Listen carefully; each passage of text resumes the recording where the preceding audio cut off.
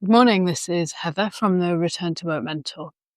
So this morning we are on the trail, so you'll hear my footsteps in a moment, and I'm with Pedro, my dog. And I want to speak about availability and attentiveness to yourself and to your needs in terms of your health.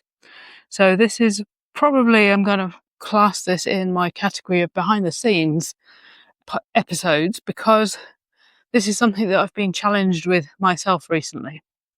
And as a result, I've made some changes to the way I structure my working week and working days.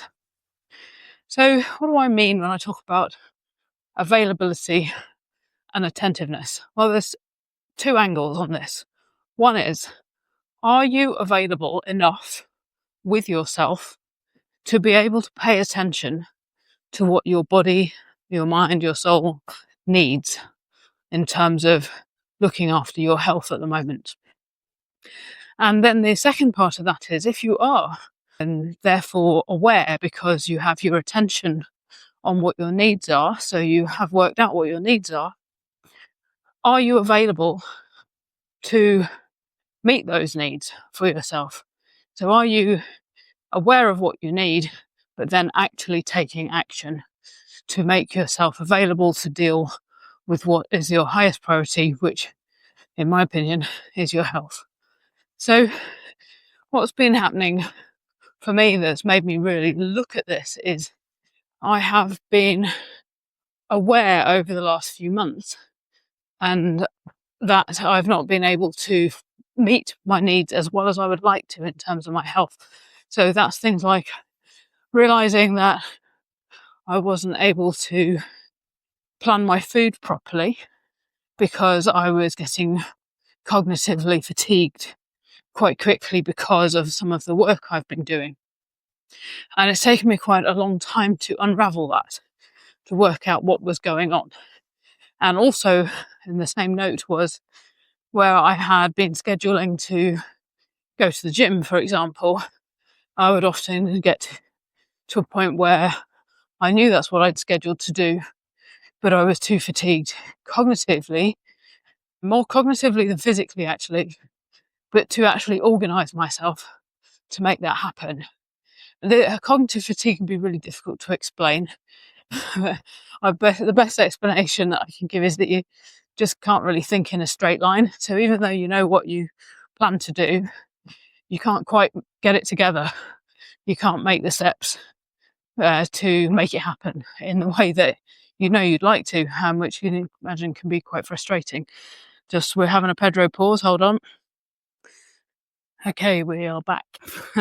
So yeah, it's been an interesting few months as I have been trying to maneuver, I guess is a good word, maneuver my own working hours and working tasks in a way to find the optimum way that it can work for me.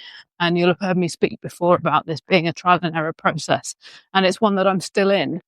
So several years on from my diagnosis, there are some aspects now of life which are well managed and well controlled, and work is becoming that way. But whenever I add something new into the mix, I have to evaluate whether it works or not. And that's been really interesting to discover that something that I thought would work quite well then in fact had some repercussions basically on my ability to be available to deal with my own health needs in a proactive way rather than a reactive way. And I often use the phrases proactive and reactive, is that, reactive is all very well when it's whatever it is has happened and we can usually, learn from that experience, but being proactive and evaluating things as we go is probably preferable. So I have been proactive about selecting the kind of work that I think will match my capacity. We've talked about job demands and capacity before.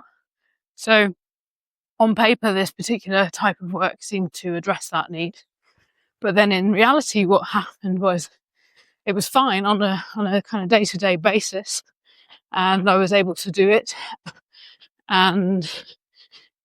But what became apparent was that as time went by, I actually wasn't able to function properly after several hours of this kind of work in terms of meeting my own health needs. So of being able to have time for going to the gym or taking additional exercise, to be able to plan food and then eat well. And what happened gradually was that those opportunities to exercise disappeared. I got out of the routine, but also the time wasn't there anymore. And also that I then found myself with a fairly random eating pattern, which is not helpful for me. I need to plan ahead. I need to be quite systematic in order to manage my food habits. And basically, I will, if I'm too tired, I will grab whatever's available, which isn't necessarily particularly bad for me, but I tend to graze and end up eating way too much and more than I really need, which then, of course, has other repercussions. So it took me some time to work backwards, really, from going, do you know what? Something's not quite right here. What has happened here? Okay, I have lost the ability to meet my own health needs, which I have told myself and committed to myself as a priority for me since being unwell. So that is my top priority. I'm realizing that I brought something new in the hope that it would enable me to do that still.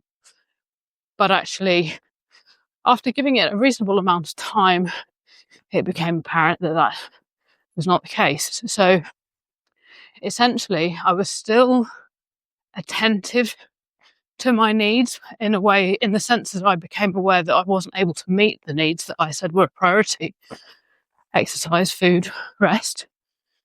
But I realized that I was no longer available to myself to meet those needs in the way I needed to be.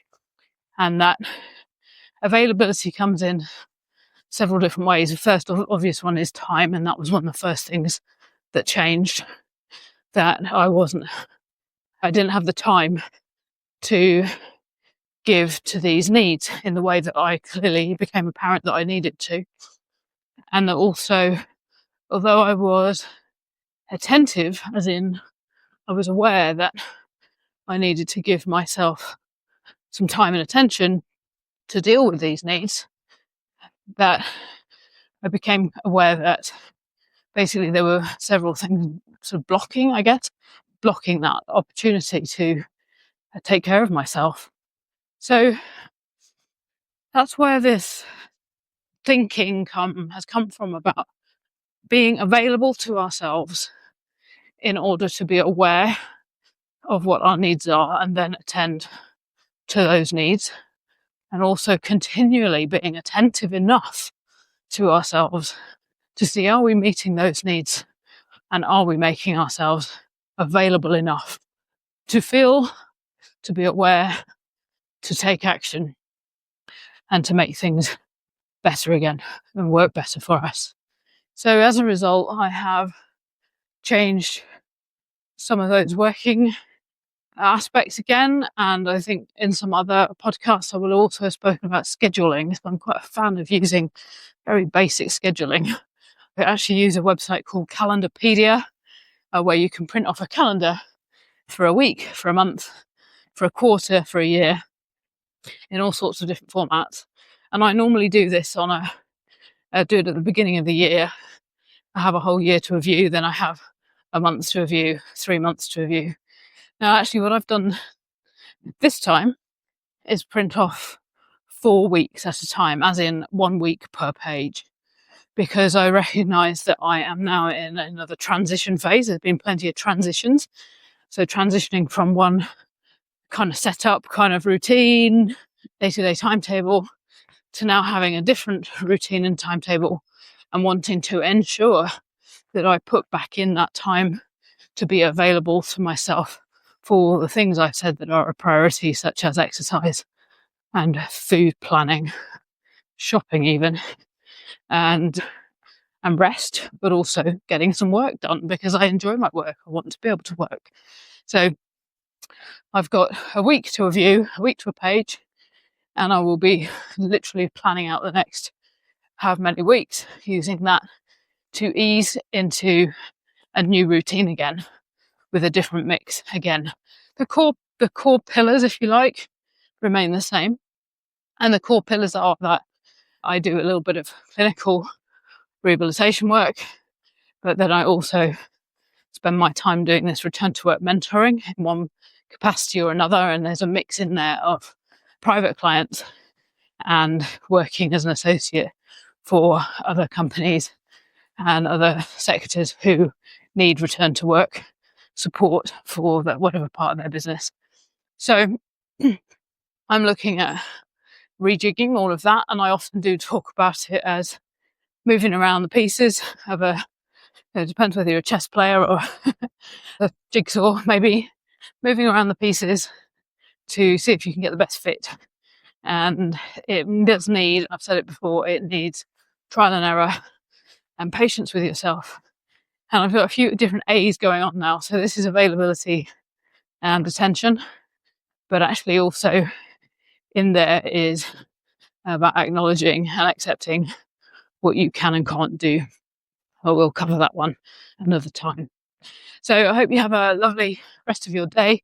If you do need any help and support, any one-to-one support or online digital resources, then please do head over to my website, which is returntoworkmentor.co.uk.